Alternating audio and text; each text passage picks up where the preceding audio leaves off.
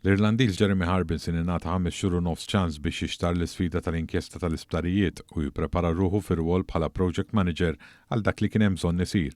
Żmien li għalih tħallas ukoll is-somma ta' iżjed minn 9,000 euro, iżda xorta waħda jirriżulta li m'użax tajjeb biex ikun hemm investigazzjoni kif jixraq li tkun indipendenti u imparzjali.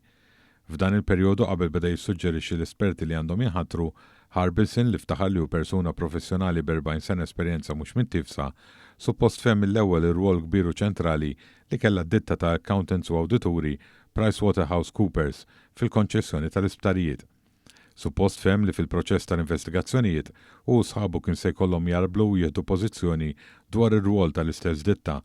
Iżda minkejja l-esperjenza li qalli għandu, Harbinson mhux biss kellu konflitt ta' interessu personali la darba kien ex impjegat mal-istess Price Waterhouse Coopers, iżda wkoll ingaġġa esperti oħrajn li bħalu kienu ex ħaddiema tal-kumpanija.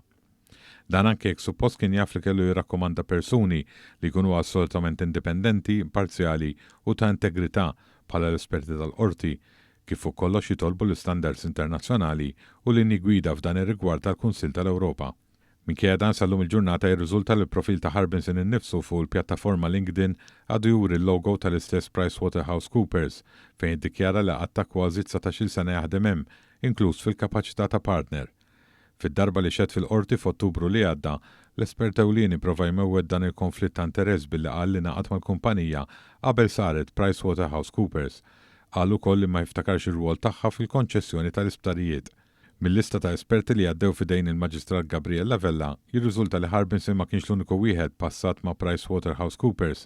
Fuq suġġerimenti tiegħu wkoll inħattru ċertu Ron McCormick li għamet 33 sena mal-kumpanija u spiċċa fl-istess xahar li tqabbad fl-inkjesta, u Vincent Bradley li min-naħa tiegħu għamet 3 snin mal-kumpanija, u allura dawn ukoll kellhom konflitt ċar. Jirriżulta li l-One News il-kontribut ta' Harbinson, McCormick u Bradley ma kienx ftit u xogħolhom bil-fors kien influenti.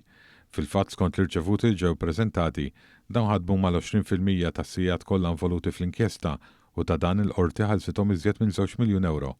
Minkejja dan ħadd ma nnota tali konflitti la qabel u wis inqas wara, kif ma kienx relevanti lanqas għall-espert ewlieni u project manager Jeremy Harbinson li issa ma jridx jirrispondi għal emilu anke jekk ħalef li hu persuna professjonali.